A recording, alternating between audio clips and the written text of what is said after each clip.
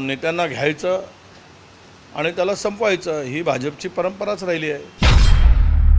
सदाभाऊ चिखलीकरांनी म्हटलं की अशोकराव चव्हाण यांना घेतल्यामुळे जो आहे पराभव झाला अशा पद्धतीचं वक्तव्य त्यांनी केलं। तो त्यांचा प्रश्न आहे, मी त्यावर अधिक बोलणार नाही। परंतु एक लक्षात घेतलं पाहिजे की जर तुम्हाला माहीत आहे यांच्यामुळे पराभव त्यांच्यामुळे पराभव, मग कशाला त्यांना पक्षात घेतलं?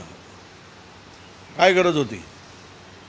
एखाद्या नेत्यांना घ्यायचं आणि त्याला संपवायचं ही भाजपची परंपराच राहिली आहे।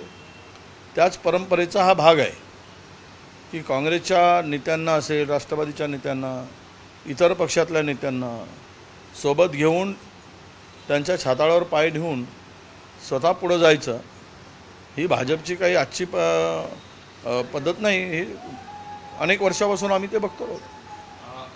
बावनकुळे यांनी म्हटलं आहे की मोठ्या प्रमाणात विरोधकांनी अपप्रचार केला, दलित आदिवासी समाजाची मते मिळवली। आता आम्ही विधानसभेत या सगळ्या गोष्टी जनसंवादाच्या माध्यमातून दूर करू। आनंद आहे।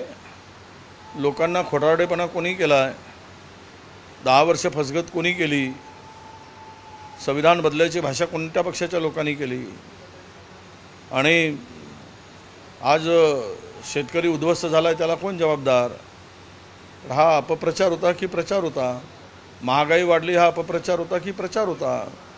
डिझेल पेट्रोलचे भाव गगनाला मिळाले ते प्रचार आहे की अपप्रचार आहे? 16 लाख कोटी रुपये उद्योगपतींचे कर्जमाफ केले, हा अपप्रचार आहे की प्रचार आहे? याचं उत्तर त्यांनी द्यावं। त्याचं उत्तर देण्यासाठी आम्ही आमची यात्रा काढू आणि ती आम्ही काढणार आहोत, जनसंवाद यात्रा।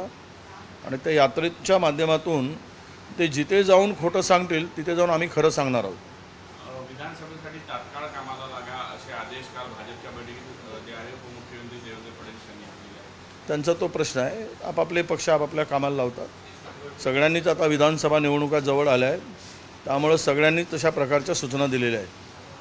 लोकसभेमध्ये ज्या पद्धतीने मला खूप त्रास झाला असं विश्वजित कदमांनी म्हटलं आहे, त्यामुळे ज्यांनी खडे टाकण्याचा प्रयत्न केला त्याला खड्यांसारखं बाजूला करू असंही ते सांगली नाही, सांगलीची जागा हक्काची असताना त्यामध्ये विश्वजितची जी मागणी होती ती योग्य होती। ती जागा काँग्रेसला सुटावी आणि काँग्रेसची ताकद तिथे होती।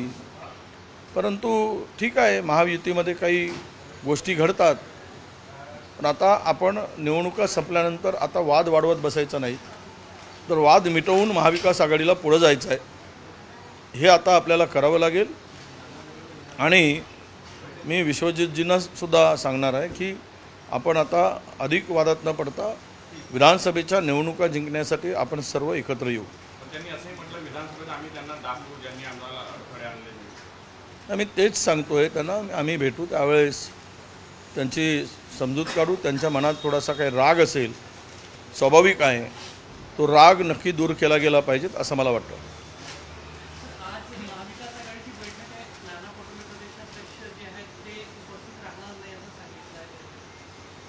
मला माहीत नाही, मी माहिती घेऊन सांगतो। नाही, मला माहीत नाही, मला काही त्या बैठकीमध्ये निमंत्रण नाही आहे।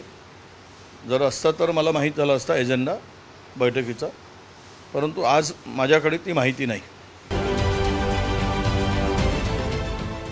देश विदेशातील प्रत्येक घडामोडींचे लाईव्ह अपडेट मिळवण्यासाठी आता साम टीव्हीच्या सर्व सोशल मीडिया प्लॅटफॉर्मला लाईक, फॉलो आणि सबस्क्राईब करा।